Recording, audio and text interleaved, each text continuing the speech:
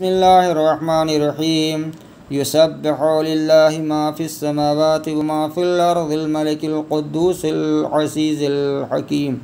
هو الذي بعث في الأميين رسولا منهم يتلو عليهم آياته ويزكيهم ويعلمهم الكتاب والحكمة وإن كانوا من قبل لفي ضلال مبين وآخرين منهم لما يلحقوا بهم وهو العزيز الحكيم ذلك فضل الله يؤتيه من يشاء والله ذو الفضل العظيم مثل الذين حملوا التوراة ثم لم يحملوها كمثل الحمار يحمل أسفارا بئس مثل القوم الذين كذبوا بآيات الله والله لا يهدي القوم الظالمين قل يا أيها الذين هادوا إن زعمتم أنكم أولياء لله من دون الناس فتمنوا الموت إن كنتم صادقين ولا يتمنونه أبدا بما قدمت أيديهم والله عليم بالظالمين قل إن الموت الذي تفرون منه فإنه ملاقيكم ثم تردون إلى عالم الغيب والشهادة